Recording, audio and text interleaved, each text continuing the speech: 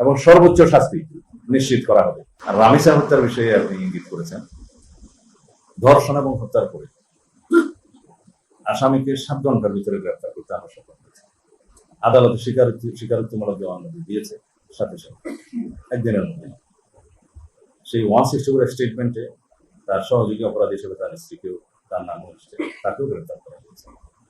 আমরা খুব দ্রুততার সাথে আদালতের অনুমতি নিয়ে ডিএনএ টেস্ট করিয়েছি। সেই টেস্ট 3 দিনের সময় লাগে। 3 দিনের মধ্যে সেটা সমাপ্ত হয়েছে। রিপোর্ট কালকে বিকেলে জমা হয়েছে। পোস্টমর্টম রিপোর্টটা আমরা হাতে পেয়েছি ইতিমধ্যেই। এগুলো সব একসাথে করে কম্পাইল করে চার্জশিট প্রণয়নের কাজটা কালকে রাতের মধ্যে সমাপ্ত হয়েছে। আজকে দিনে আদালতে সেটা সুপর্দ করা হবে, হয়তো ইতিমধ্যে হয়ে গেছে। এবং আদালত এর মধ্যে ছুটিতে যাবে, আপনারা অনেকে জানেন। কিন্তু এই বিশেষ আদালতটা ছুটি মাননীয় চিফ জাস্টিস বাতিল করার চিন্তা করছেন। এখনো হয়েছে কিনা আমি জানি না, এটা আইন মন্ত্রণালয় ডিল করছে। আমরা একজন স্পেশাল পিপি নিয়োগ করেছি শুধুমাত্র এই মামলাটা ডিল করার জন্য। সবকিছু বিবেচনায় আমরা আশা করছি যে আজকের মধ্যে তো চার্জশিট প্রদান করা হবেই, এবং খুব সম্ভবত 5 থেকে 7 দিনের ভিতরে এই বিচার কার্য সমাপ্ত হবে।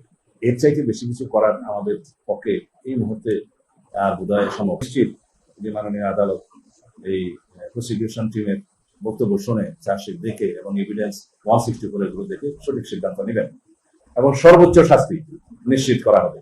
আমরা যেহেতু আদালতের বিষয়টা প্রকাশ্যে বলতে পারি না যে তাকে এই সাজা দেওয়া হবে, তবে আমরা এইটুকু বলি যে এই অপরাধীর সর্বোচ্চ সাজা নিশ্চিত করার জন্য যা যা করা দরকার আমরা সেটা আমাদের পক্ষ থেকে করবো ইনশাআল্লাহ।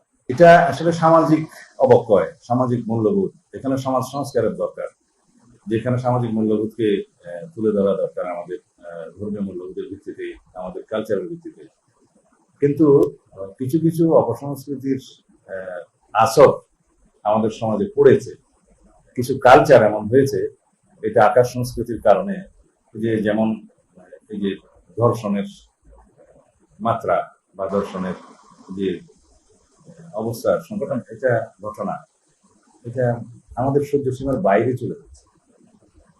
তো আমরা কি করতে পারি? সরকার হিসেবে আমরা করতে পারি যে তার আইনানুগ ব্যবস্থা এবং বিচারিক ব্যবস্থাটা নিশ্চিত করা।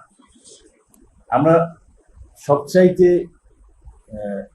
মনোযোগ এখানেই দিয়েছি যে দ্রুততম সময়ে যাতে অভিযুক্ত বা অপরাধীরা গ্রেফতার হয়। সেই জায়গায় আমরা এই 3 মাসে প্রত্যেকটি ঘটনায় আমরা সফল হয়েছি ইনশাআল্লাহ।